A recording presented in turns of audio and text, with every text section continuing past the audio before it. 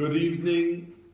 This week, I usually don't go into yard setting, but I feel compelled because I use so much Torah from the Bnei Yisrael to say that this week is his yard site. Yudches Teves Zechuso Yogein Aleinu. He was a Talmud Muvak of the Choiz of Lublin, and he wrote 19 Svarim, and one of the 19 was called the Bnei Yisrael. And we see that that was his mazel because the whole world knew him as the Bnei Yisrael. There were other Svarim he wrote that people learn and people know, but he's not famous for the other Svarim. He's famous because of the Bnei Yisrael. And the second yard site that I want to mention is the Rambam, Chof Teves, which is this Friday. The Rambam spent 10 years writing his Sefer, the Yad HaChazaka, the Rambam, and he did not walk out of his house for the 10 years. Till he finished writing the Rambam, he never stepped foot out of his house. And when he finished, Kadmoinim from then, Rishonim, all said they were myriad that the man who walked into his house on the last day when he finished to give him Mazel Tov was Moshe Rabbeinu himself. That is the reason that they write on his matzeva and say, Mi Moshe v'ad Moshe lo kam k'Moshe. That he had that outstanding status of being so special. And we have a lesson to learn from this. And what is that?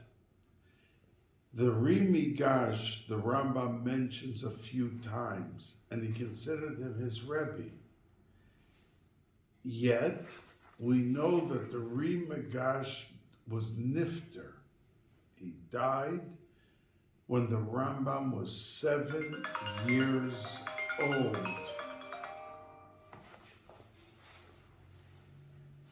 Seven years old. And he only saw him once when he was 6 years old. And he writes that all those 10 years that he wrote his Sefer was because he was so inspired and overwhelmed by the view, the face, the Shechina of the Rimigash, that propelled him and pushed him to write for 10 years the Sefer, which shows us that here was just a young boy that saw the face of the Rimigash one time, and he was nifter the next year. Yet he calls him Rabbi or Moiri every time he mentions him and quotes him in his Sefer, and spent 10 years of his life writing what he wrote because he was so overwhelmed by the Rimigash's image. The lesson to us is that we can have an everlasting effect on people, communities, kehilas, classrooms, in the most dynamic way, and have an everlasting effect on the people. Here was just once. He saw him when he writes. He saw him once. And from that propelled him into the realm of such inspiration that he drove himself to complete his one-of-a-kind, outstanding works that was ever established and produced for the sake of Klal Yisrael. So when we have the opportunity to project ourselves, not ourselves, but through ourselves as the shluchim, the goodwill ambassadors to people when we're invited to speak to a group, or we have lunch or something with some, we can make such an indelible impression that it can really change their lives. Now, this week we usher in Sefer Shemos, and we know that there is a famous question asked: why is it that Yaakov Avinu allowed his children and grandchildren to go down to Mitzrayim? You know, I always say, would we take our children or our grandchildren to 42nd Street? I mean, this was the Ervas Haaretz. This was the center of immorality, of all types of behavior. So why did he go there?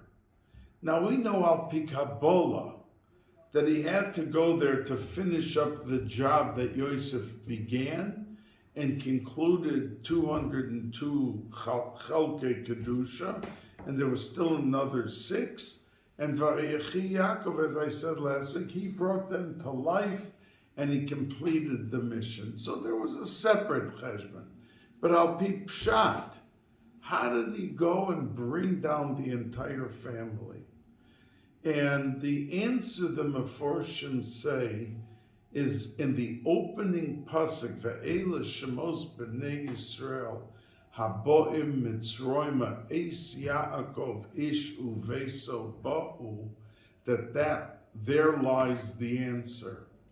That when Yaakov was together with his children and grandchildren as one unit, that the everlasting impact of a Baba, of a Zayda, people who are with us in a non-stop fashion. I don't mean going to a nursing home once a year to visit with all sorts of rationales that they can't have the parent home, and in many cases they just don't want to be bothered, unfortunately. And they think that on Mother's Day and Father's Day and Erev Rosh Hashanah or Erev Pesach, they're yoitza and that they go on with their lives with whatever. And I'm not speaking about the person that has to be in a nursing home because of the medical attention, that daily they have certain medicines and certain ailments that they have to be checked. But there are people for convenience who simply send off the parent. That's it, you know. The parent was busy for 20 years staying up at night if they heard the child even cough. They were concerned. And they were concerned every day that a hot meal be put on the table. And they were concerned that there be fresh, clean clothes, neatly pressed and starched, so the child should look at his best. And did this every day for 20 years, and then it comes a point that the child doesn't have the patience or the interest to make sure that there's dinner and breakfast, and they're shipped off to a nursing home. But as I said, in a case where there's a sakana or there's a medical reason, that's something else. You can't take the life of a parent who may have to be checked with blood pressure and other things every single day. But Yaakov Avinu instilled in the children and Klal Yisrael, his Klal Yisrael, that they had to cement their relationship and it be 24 hours a day and 7 days a week. So the pasuk answers our question. How did he go down into such a terrible place like Mitzrayim? But the answer is Bais Yaakov, Ish Uveso Ba'u. Each and every one of the family members were part and parcel of a unit, and that unit saved them. That was the shield, the protection from all the alien, foreign things that came their way right in their face. And that's why it says that in the 210 years that they were in Mitzrayim, there was not a single case of immorality or infidelity of any Jewish person. No ervas haaretz. So you'll ask me, how could that be? It says that when they left Mitzrayim, they had to get out because they were at the Memtes Shari Tumah. If they would have stayed any longer, they would have fallen in to the 50th, and then they would have never be able to come back. That would have been the finishing point. But the answer is that had nothing to do, when we say Memtes Shari Tumah, about what we call Tumah, the immorality and all of that. It was halalu ovdei avodah zara v'halalu ovdei avodah zara. That the Malach said, the Sar Shalyam, why should I split for the Jews? The Egyptians were serving the idols, and Klal Yisrael was bowing down to idols in Mitzrayim. But it doesn't say that they said that they were immoral and they were immoral. It didn't say it because it didn't happen. It was a problem with Avodah Zarah. And that's why, if you look at the end of Vayikra, Bamidbar, and Devarim, that they always, the last pasuk of this sefer, talks about Bnei Yisrael, L'Maseyhem, and different things. La'enei Kol Yisrael. But when it came to the end of Sefer Shemos, that we are just beginning now, it concludes about the family structure, Leves Avosam, that they came into such a strange land, yet after being there for 210 years, they were able to leave and be proud of their achdus and their unity, and they held fast the value of home and family values in unison. And that's what held them strong. And I always said to my students in school that don't go once every 6 weeks on the Sunday afternoon to your grandparents. Go as much as you can, because there is a power of transmission of generation to generation, that people who had the good sense to spend time and make sure this was a priority, not a football game, and not a museum, and not Astroland, but the priority was to make sure that if it wasn't every week, then every other week, that the Sunday afternoon was. And sometimes many children came in, and the Zayda sat there, he was older or sick. So the Chofetz Chaim, at the end of his life, wanted to move to Eretz Yisrael. Now we know that he lived 90, some say 93 years, some say 96 years. In 1933, he was nifter. But whatever, everyone agrees he was over 90. And he wanted to move. And there was an uproar in the communities. The Chofetz Chaim is leaving us. So Reb Chaim Oizer, who was, if not the Gadol Ador, one of the preeminent Gedolei Yisrael, told the Chofetz Chaim not to move. So the Chofetz Chaim answered him and said, but I am not what I was years ago, that I could go speak here and speak there, influence, try to uplift the community or people.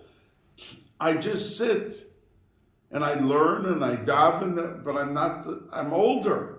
So the Reb Chaim Oizer said to him, that's all you have to do, is just be there, because you exude such kedusha and such influence by virtue of your personality and what the embodiment of the highest level of learning that could be, and the highest level of kedusha and tahara, that by your just being there and they looking at you are able to be uplifted and inspired by just your being there, without your running around to the other communities or speaking here and speaking there and not being as what you think may be as effective. You're equally effective, and he never moved to Eretz Yisrael. He accepted what he said. So the Sfas Emes is troubled about the atmospheric and the aroma of the Parsha as it begins, and that Moshe Rabbeinu ended up, for a number of years, Basya Bas Paro took him into her palace, brought him up, and he came out one day and he saw an Egyptian hitting a Jew, and he said the Shema Meforish, and he buried him, the Egyptian, in the sand. And the next day, he came out, by Yom HaSheni, the Pasuk says, and he saw two Jews fighting. Now, the day before, Moshe Rabbeinu killed the Mitzri, because that Mitzri wanted to kill Dasan, because he had violated his wife, and that was the only single case, and she didn't know, she thought it was her husband. But it was the middle of the night, and this Mitzri, and Dasan walked in the middle, and the Mitzri was afraid that he'll be killed or punished or what, so he picked on Dasan to kill him, to get rid of him, that the story will never be found out. And this same Dasan the next day was picking on another Jew and hitting him. And he says, oh, are you going to kill me the same way you killed? I mean, that was some thank you. In other words, the day before, he was almost dead. And the next day, he was picking on a Jew, and Moshe Rabbeinu, who saved him, said to him, what are you hitting your friend for? And he says, Halo Horgeni Atomer, do you want to kill me the same way? Kasher Haragta es HaMitzri, do you want to kill me? And Moshe Rabbeinu had to run away from that, because Dasan went straight to Paro to tell him, oh, this kid that grew up in your palace, he killed one of your people yesterday. And he was the guy that the Mitzri wanted to kill. He should have been so appreciative that he saved his life and everything. But that's not what happened. So the Sfas Emes was troubled that we talk about Klal Yisrael in a certain way, that Yaakov came with all his families and that in a very exalted way. And then we come to a parsha that one Jew is hitting the next Jew. So and Rashi brings that because the Medrash asks, what did Klal Yisrael do to be beaten on so badly by the Mitzrayim? There were much worse nations in the world that were not put into such a position. They continued to exist. And the answer By Oche Noda Hadavar, that, everyone knows about how I killed the Mitzri, Moshe Rabbeinu said, that Yesh Bahem de Lutorin and Lashon Hara. That the difference from going to a unified Klal Yisrael to a position that one was hitting the other,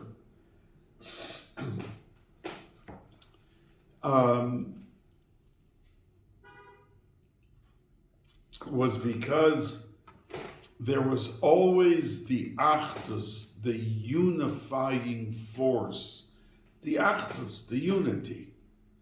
But once the unity broke down and one was snitching on the other, Dilutorin means a snitcher. And Lashon Hara, we all know what it means. So basically it was saying that there were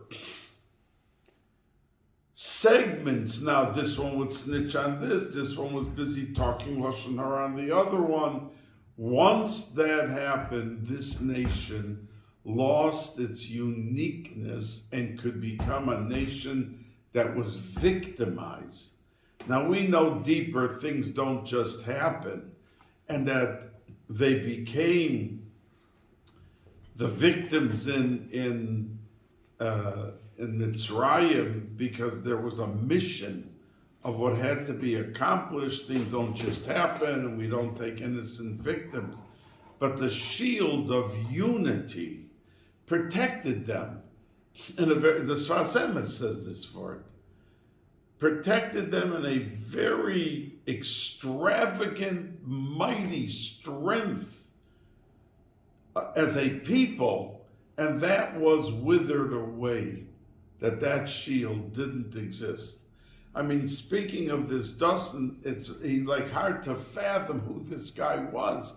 He was the one that was always igniting the Klal Yisrael in the Midbar against Moshe Rabbeinu, siding with this, siding with that. Yet, when Paro let Klal Yisrael leave Mitzrayim, so they all left, and the pasuk says that Paro asked them in Parshas B'Shalach that Nevuchim heim ba'aretz sagar aleim amidbar, that he was talking to Jews. Who was there? And the Medrash says it was Dasan and Aviram. So why didn't they die in the 3 days of Choshech? They were Rishoim Gemurim. But the answer is that they became also kapos. They were in part of the enforcement group that the Jews had to do a certain amount of bricks and cement. And here they were taking the children. If there weren't bricks enough, they took the Jewish boys and threw them in as a brick. There were 30,000 children, the Medrash says, that in this whole story that were killed innocently into, and there's a day that they came out alive from the cement and everything. But the pashtus, that they killed innocent children, and as part of the enforcement police, they had to really beat a Jew that did not do his daily allotment of what he has to produce. And they never beat another Jew. And they took the beating instead. So the Chazal say that this Dasan Aviram, as bad as he was, because he allowed himself rather to be beaten himself than to have to go and enforce and beat another Jew.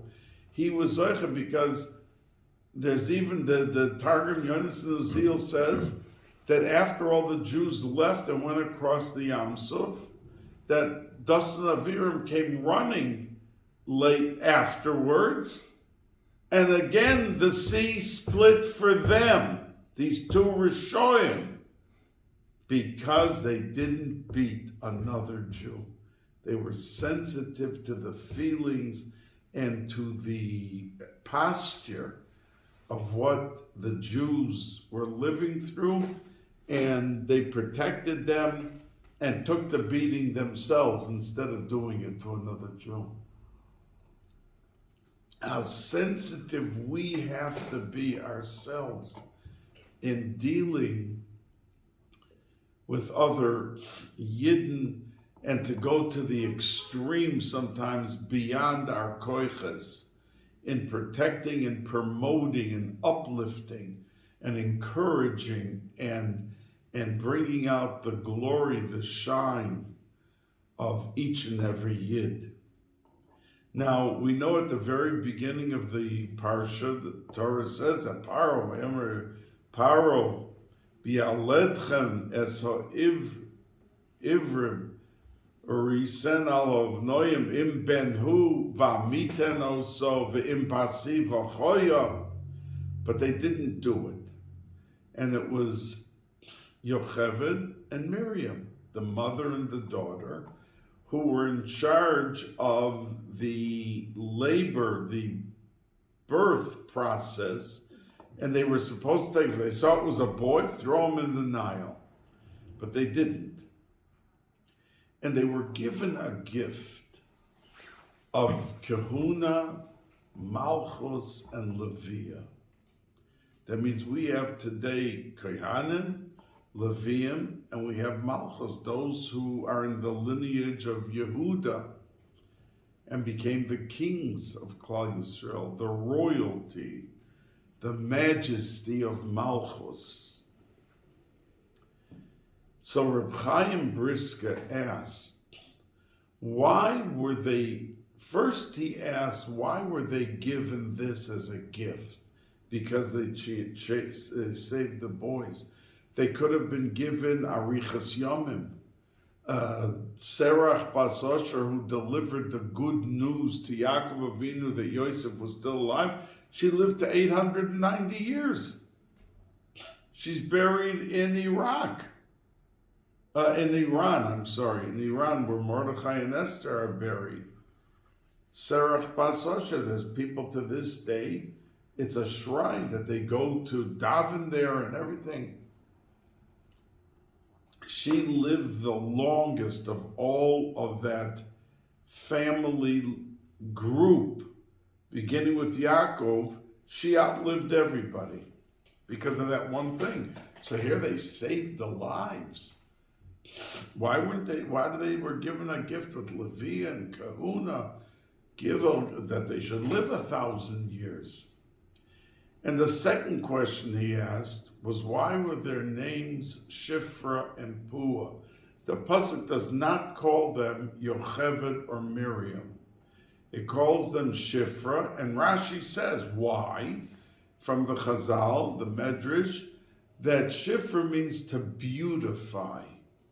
And when Yocheved had a child come out that was children, when they're born, they need to be washed, they need to be, and she beautified them. She made sure they were washed with water that was warm, and she made sure that anything that was on them that had to be was removed, that the child was a beautiful new baby.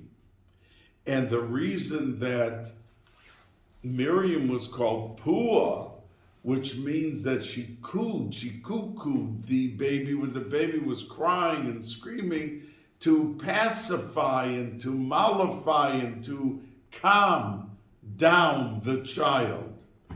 So he asked that why did they get those names?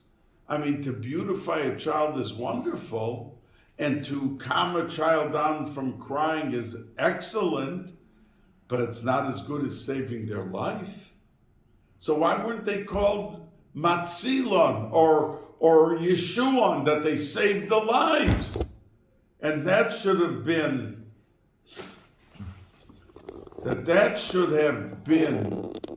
the hallmark of their achievement and their heroism.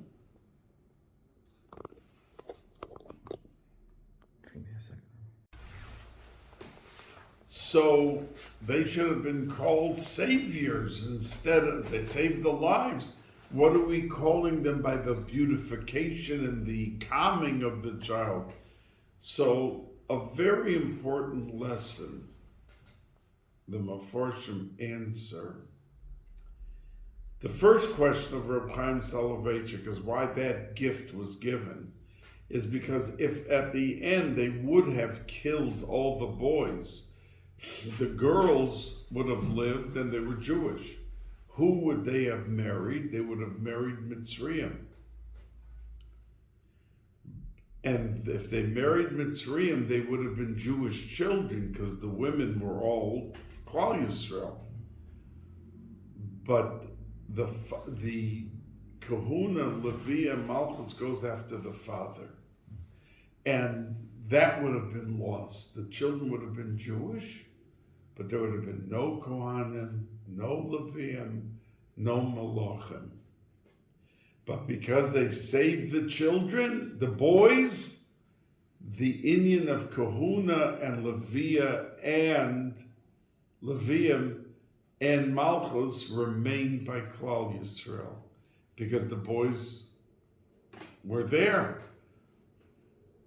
So that's why that gift specifically was given to them. Because they saved Kahuna, so they got a gift of Kahuna, and they got the gift of Levium, and the gift of Malchus, which came out from the two of them, as we know.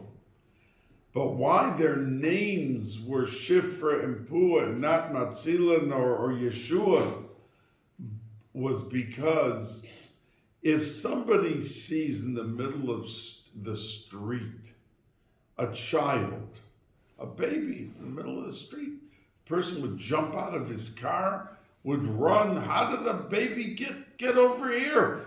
Chas v'sholom, a car comes, the baby will be dead in a minute.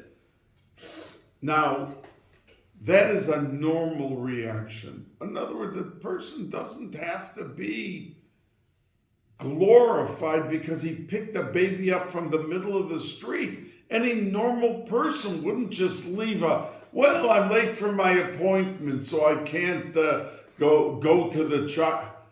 He would be a Russia Marusha to do such a thing.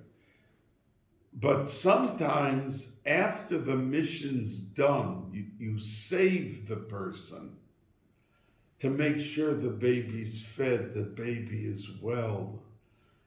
Not the attitude, well, listen, I saved the child, the baby's alive. Now let somebody else take care. But to go that extra mile in completing the mission.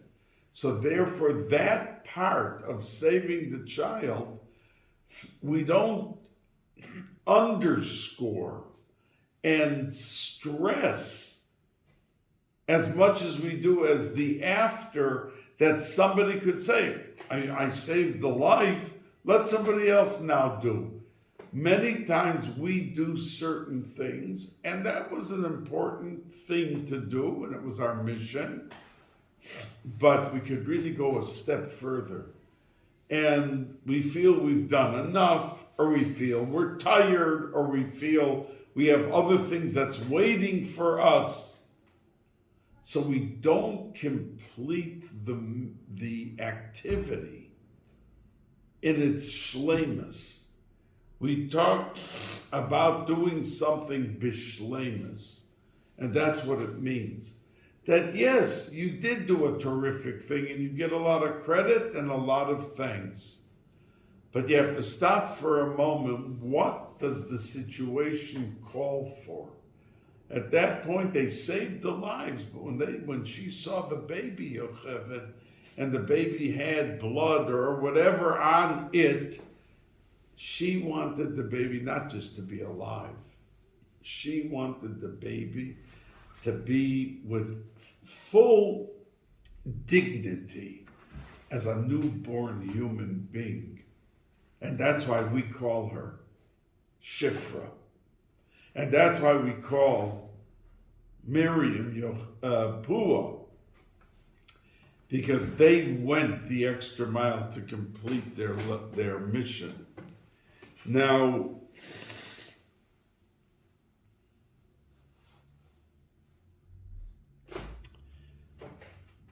Now we know that Moshe Rabbeinu, because Dustin did what he did, he had to run away. And he went, and the Medrash says he became a king in Midian for 40 years. And then he continued on, and he saw the 7 daughters of Yisrael they were thrown into a well, the Medrash says, and they were drowning. He wasn't just shooing away the shepherds who were starting up with them. They wanted to kill them. And he pulled them out of the water, and he saved their lives. And then he took care of their sheep and never watered them. And now, Yisrael, we know that he sent out the daughters because he was trying different religions. And at the end, Ato Yodati ki Gadol Hashem mikol ha'elokim. I've tried every single religion. And as he left the religion and went on to the next religion, that religion put him in Chayrim.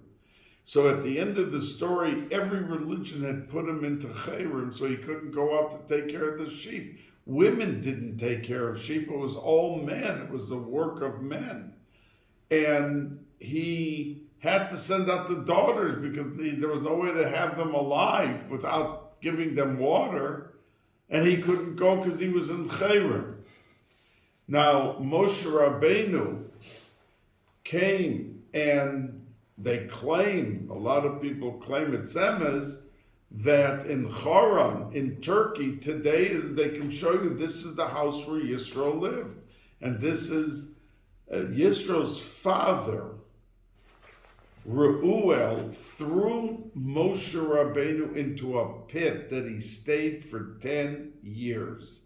In the pit, because he was afraid that if Paro ever caught up with Moshe Rabbeinu, that he would be killed because he was harboring him. He was taking care. He allowed him to be a guest in his house. So he put him into a ditch, and the Medrash says that Tzipporah fed him every day for 10 years. And that's why he wanted to marry her, Hakoras Hatov, and to take care of her because of what she did for him. But when he came out of the pit, he saw in Reuel's garden the staff, the Mate Moshe, that he was going to use to do all the miracles in Mitzrayim. That was the staff, and it was sitting in Reuel's garden. And when Moshe Rabbeinu came in, they said, Kiran Lovia, the pasuk begins, Vayoel Moshe. And Moshe was satisfied to live with Yisrael. And the Medrash says that the Vayoel is really a lashon also of swearing. That Moshe Rabbeinu swore when he told Yisrael, I want to marry your daughter. Yisrael said, no problem, but I want you to swear to me that your first child is going to be given to Avodah Zarah, that he's going to serve Avodah Zarah. And the Mefarshim go wild. Why did Moshe, and not only did he say yes, he swore, because the word Vayoel is a lashon of Olah. Olah means to swear, an oath. And the Mefarshim go wild. Moshe Rabbeinu would agree to such a crazy Avodah Zarah. And some say that Yisro wanted it because he felt that when he became a Yid, it was a strengthened conviction, because he first experienced all the nonsense of all the other religions.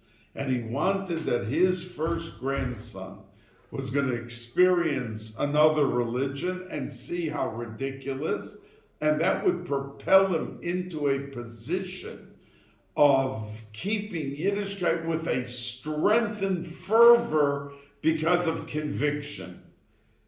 but it still does not answer the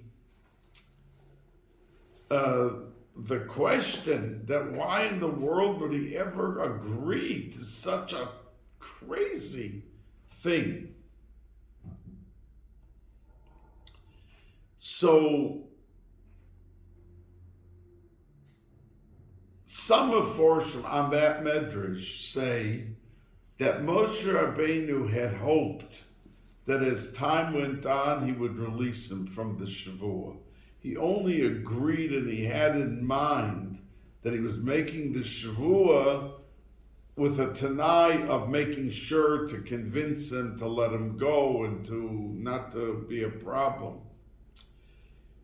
But other Meforshim say that as long as there is Golus, we have to throw a bone to the Yetzer Hara, to the Samach Mem. I've mentioned to you that there are hairs on the tefillin, and that is because tefillin accomplishes so much in heaven that there's a kitrug, a very fierce animosity of the Yetzer Hara because of that mitzvah. We don't accommodate on many other mitzvahs, but on the tefillin that he would come out with such a vengeance, we throw him a bone, we put the hairs on the tefillin. That's for the Samach Mem. It has nothing to do with the tefillin. I mean, we do it as lahalocha, as part of the tefillin, but that says the Arizal is the reason we have those hairs there. And the same thing when it comes to Mayim Achroinim, after a Suda Shabbos, where Yidden so graciously and royally have Oneg Shabbos with singing and delicious foods and Divrei Torah and L'chaims and such a exalted, heightened Kedusha Dika Suda on Shabbos, that the Samach Mem would come out with also a vengeance to go after Klal Yisrael because of it. And we throw him a bone. We do Mayim Achroinim. I mean, the Gemara says because of the salt and that, but the Arizal says Al Pi Kabbalah, that's why we have Mayim Achroinim. So over here, the bone to the beginning of Klal Yisrael's Geula was throwing him this Shavua of something terrible that only the Samach Mem could rejoice with. I mean, you say it to even a child. What? Moshe Rabbeinu promised to give his son to Avodah Zarah. But this was all under that umbrella of pacifying the Avodah Zarah. Now we know that when Moshe Rabbeinu came to Yisrael, his daughters said, Ish Mitzri, we saw a man that came, he saved us. We were in the well already, we were drowning, and he pulled us out. And they referred to him as an Ish Mitzri. The Medrash criticized Moshe Rabbeinu that he looked like a Mitzri. And when Moshe Rabbeinu said, okay, I couldn't go into Eretz Yisrael, but at least let me, after I die, be buried in Eretz Yisrael. Hashem said no, because the daughters of Yisrael in Parshas Shemos said that you looked like an Ish Mitzri. They called you an Ish Mitzri, so you're not being buried in Eretz Yisrael either. So you see, it was a tviyah. How we look in situations, we can't forget that we have the Tselem Elokim, and we are the Am HaNivchar, and we have to be, who cares what I'm doing? You are a Yid, you're a soldier of HaKadosh Baruch Hu, and you have to maintain that dignity throughout.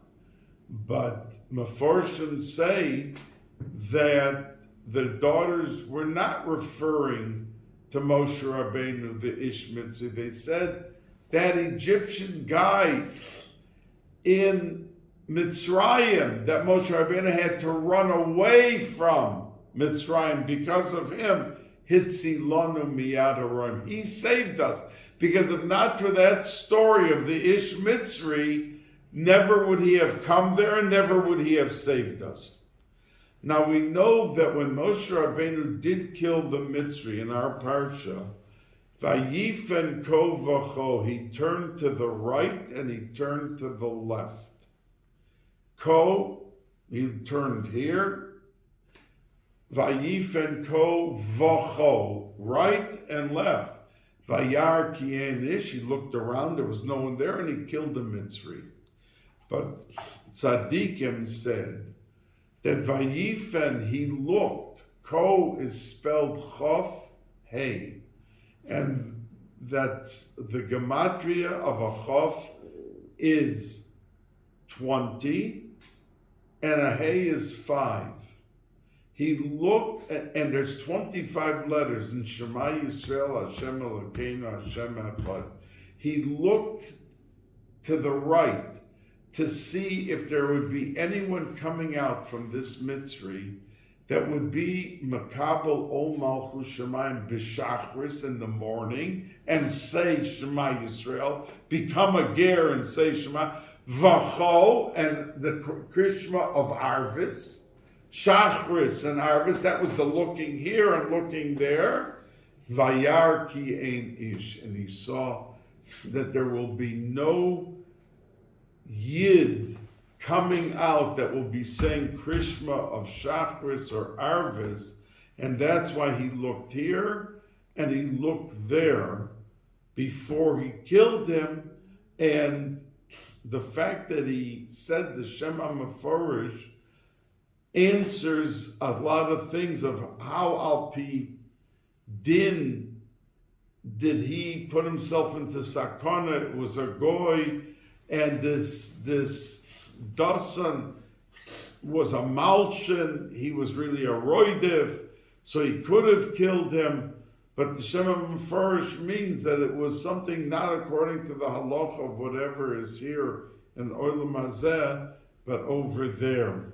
And I hope that each and every one of you will have a beautiful week ahead, and that Sefer Shemos, which represents Geula of Klal Yisrael, will seep into the very fiber of each and every Yid and each and every community and bring to full flourish the Geula Shlema.